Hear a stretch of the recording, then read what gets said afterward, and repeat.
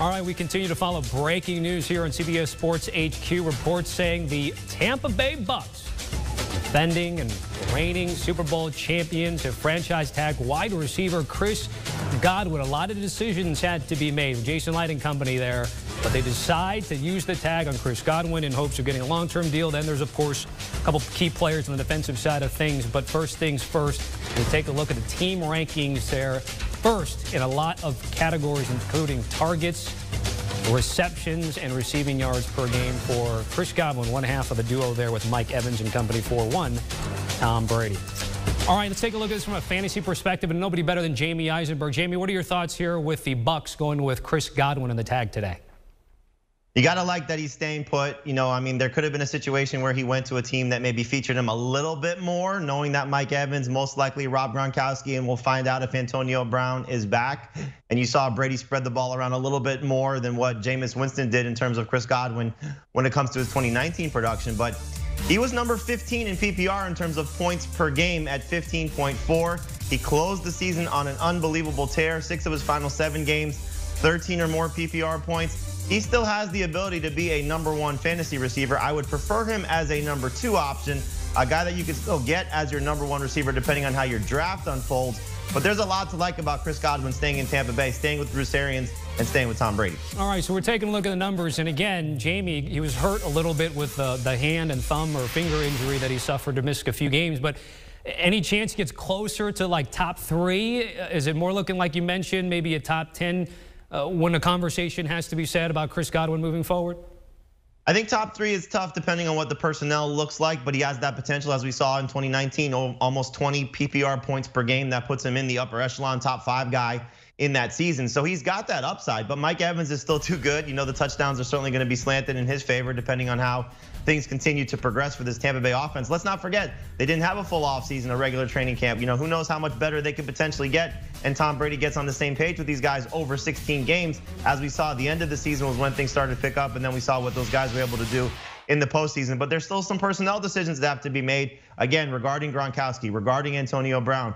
Is OJ Howard going to be healthy? So what's this entire passing core, what this receiving core going to look like? But Godwin's the type of player that's still ascending. Again, only 25 years old. You saw what the potential was 2 seasons ago. So he has that type of upside, Tommy. But receiver is so deep that you don't have to reach for Chris Godwin this year. Last year was a little bit different story.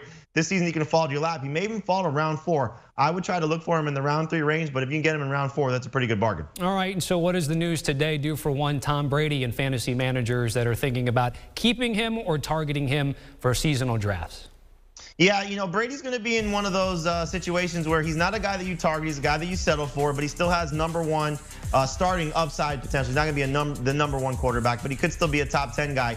Anytime you put a player like Tom Brady within the Bruce Arians offense with all these weapons around him, you see what the upside could be. I don't know if he's going to get to 5,000 yards like we saw from Winston 2 years ago, but what he gave you last year was still pretty special. So he's got the chance for 30+ touchdowns. The only problem is, obviously at this point in his career, but throughout his career, he doesn't run the ball. So when you're comparing him to guys, let's say like Jalen Hurts, or even the other second-year quarterbacks like Justin Herbert and Joe Burrow and those type of guys, he's behind them for me. But I have no problem if you say, I'm going to end up with Tom Brady as my #1 quarterback, maybe take a second guy that has some upside. Let's say Taysom Hill's the starter for the Saints, a guy who will run in that capacity. But Brady in this offense, with the fact that he still has all these weapons, you got to love that they're running it back one more time on the offensive side of the ball, at least for now. Got one more before I let you go. I got to ask you about Mike Evans, and where does this do for Mike Evans now that he knows that Chris Godwin's coming back?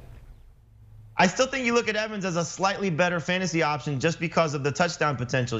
There's a chance for double-digit touchdowns. Godwin just hasn't done that yet. 9 touchdowns 2 years ago, 7 touchdowns last year. He still has that on the table that could absolutely come into play. But Evans, just based on the scoring and the fact that they look from so much in the red zone, they're so close though. I think if you say you want Godwin ahead of Evans in PPR, I'm fine with that. They were back-to-back in terms of where they finished points per game.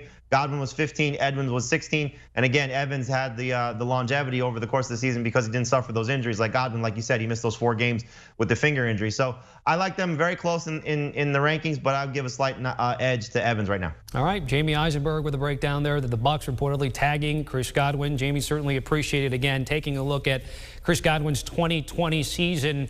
A roller coaster season indeed, where he came out and missed 4 His first 8 games with a slew of injuries, including the hand and finger issue that we talked about right there. But the final 3 games of the regular season ended it on a very high note.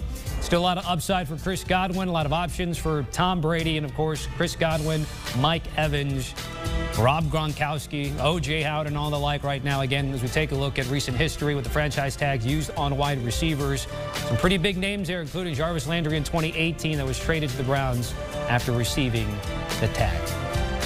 Do you want a sports network that delivers everything that matters about the game? The highlights, the picks, the instant analysis, no yelling, no fake debates, no politics. Hit the subscribe button and never miss a moment.